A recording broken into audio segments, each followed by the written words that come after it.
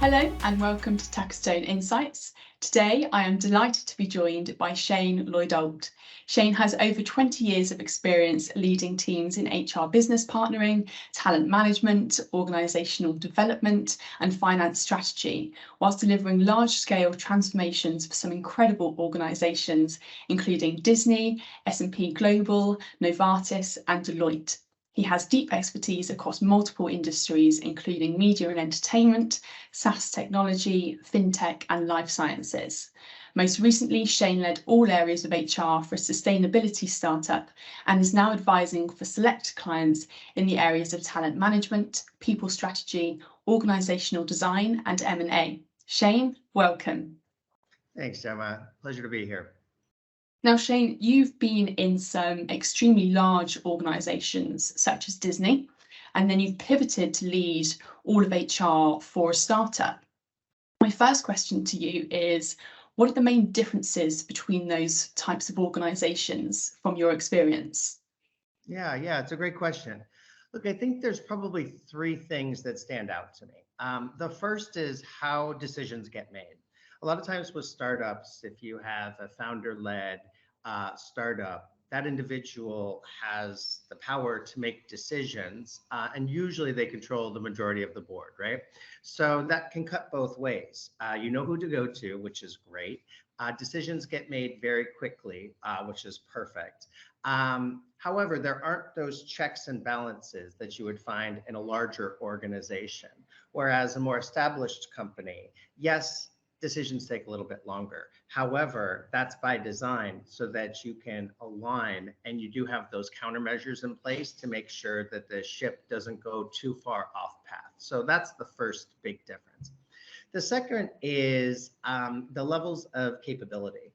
What I found in the startup environment is you can sometimes get over hires, which is great, individuals coming from larger, more established organizations. However, that's not always the case. So sometimes you get individuals who, quite frankly, have grown up in the company but aren't capable of leading the organization forward. And that presents a difficult challenge because then you have people that you've worked with for a long period of time, and making decisions on talent may be difficult, again, for the CEO and founder. Or you get the vanity titles and you don't necessarily know what you're going to get when you go to an SVP or EVP at a startup. At a larger, more established company, there's really no such thing as an overhire. There's just somebody that is not promoted yet. And I do find that if you go to a director or a VP or an SVP, EVP, all the way up, you kind of know what you're going to get. And sometimes you might be pleasantly surprised, but very rarely do you have somebody at a level that they're not qualified or capable of doing. So that would be kind of the second thing. And then the third one is the expectation of HR or people and culture, whatever we're going to call ourselves these days.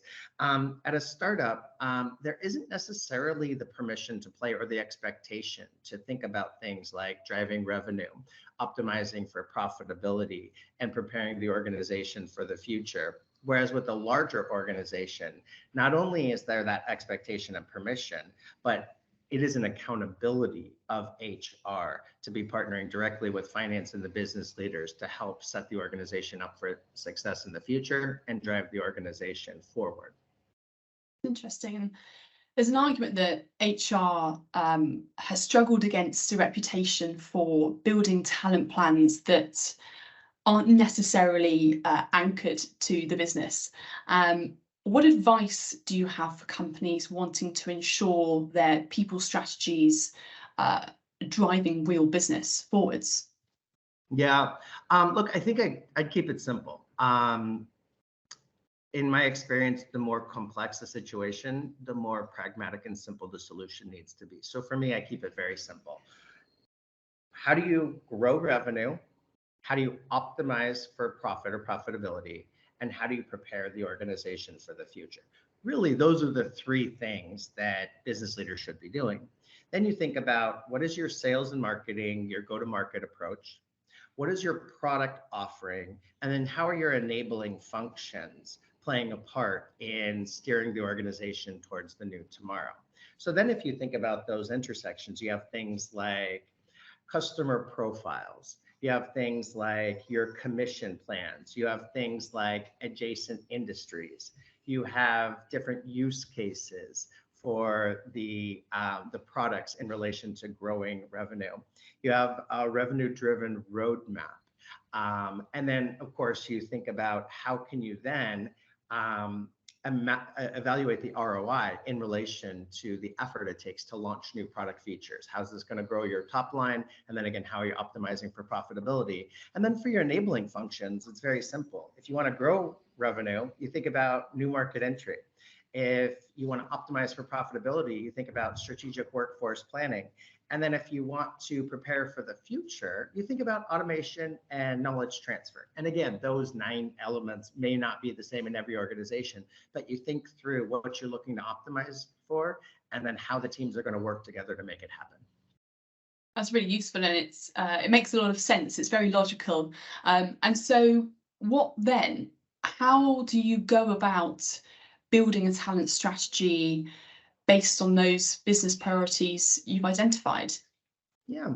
So again, I keep it simple. And for this, it's conversational, and it can be a little subjective, but you partner directly with the business leaders and you help them articulate for the business priorities they're looking to accomplish.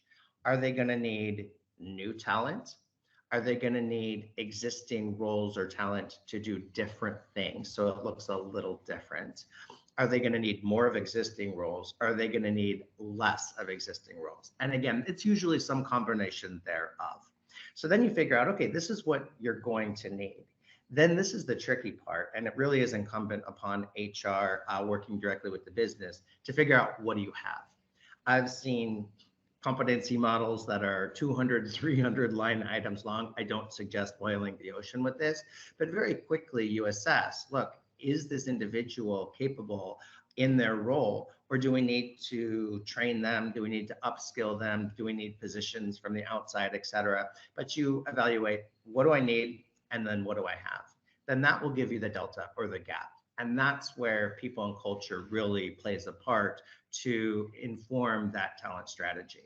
So if I'm going to need new roles, then obviously that's talent acquisition. If I can train that up, you get into a make versus buy, and I have the lead time. For example, in some of my experiences, you can send it to outside, right? Partnerships with Google or Microsoft or these leading technology companies that will partner with you to build those skills and capabilities. Then you think about succession planning, et cetera. But really, it's simple. It's, what do I need? What do I have? What's the gap? And what am I going to do about it? And then, of course, you want to repeat this on an ongoing basis to make sure that you're holding business leaders accountable for what they say they'll do, that you're evaluating the effectiveness of the interventions or the HR solutions that you're putting in place, and that you're continuing to align the efforts with the business priorities to drive the optimal outcomes. That's so interesting. I mean, thank you so much for your time today. It's been such interesting insight into actually how to build a talent strategy that helps to drive businesses forward. It's been a real pleasure speaking with you. And if people want to continue this conversation with you, can they reach out to you on LinkedIn?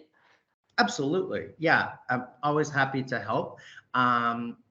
And it's really one of my favorite things to do is to meet new people and hopefully be of service and useful to the broader community. So absolutely. And thank you for having me. This was truly a pleasure. Brilliant. Likewise, it's been a real pleasure. Thank you, Shane.